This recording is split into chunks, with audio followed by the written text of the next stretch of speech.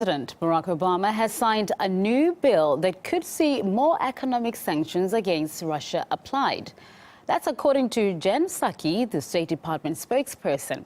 But at the same time, a White House representative has contradicted her statement, claiming the bill has not yet been signed. Gayane Chichakyan joins us live and now from Washington to just shed some light on this. Gayane, what more do we know about this bill? Well, Tabby, as you said, according to the State Department, President Obama signed the bill on Tuesday without much fuss, without any announcement, and without any reports in the media confirming this. And I learned about it this afternoon asking a question at the State Department. Take a listen. About the sanctions bill that President Obama is about to sign, as I understand. He signed it yesterday. There's a series of issues. Quote, an unnamed source in the White House saying that the president, in the administration, saying that the president has not signed the bill yet. But either way, really, at this point, it's not a matter of whether he will sign it, but when, because the White House already said the president intended to do that.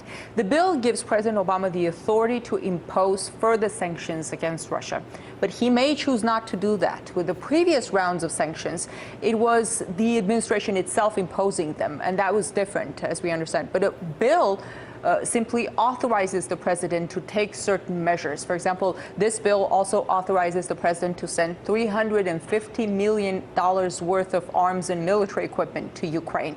I asked the State Department spokesperson whether the U.S. is going to do this, and she said the U.S. is not currently providing lethal weapons and that policy has not changed. So maybe the White House will put this bill on a shelf and never remember about it. But based on the previous rounds of sanctions and the statements that we hear, the White House is pursuing a course of sanctions and isolation toward Russia. Now, speaking about sanctions, these are not the only statements on sanctions that have come out of the U.S. on Wednesday, were they? Well, that's right. This week, at least one other policy of sanctions and isolation has come to an end. The White House announced this Wednesday that it's changing its policy toward Cuba because it hasn't worked. Take a listen. No other nation joins us in imposing these sanctions, and it has had little effect beyond providing the Cuban government with a rationale for restrictions on its people. Today, Cuba is still governed by the Castros and the Communist Party that came to power half a century ago. This is a historic moment, really. For 65 years, the U.S. has been waiting for sanctions and isolation to bring about regime change in Cuba, and they haven't. The news came the same day, at the same time as we hear about ratcheting up pressure on Russia. Here's what the State Department says about the difference in those policies. On Russia, President Obama said he doubts that the sanctions will change President Putin's mindset, but he hopes that they will influence politics inside of Russia. Has the policy of sanctions and isolation changed politics inside of Cuba? Well, I would say every country is hugely different. And in Russia, with Russia, I would say that these sanctions have been put in place because of the actions, the aggressive actions Russia has taken in Ukraine. They have it within their power to bring an end to these sanctions, and there's long been an off-ramp.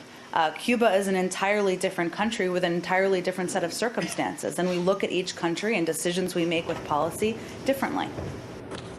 Well, of course, Russia and Cuba are very different countries, different circumstances.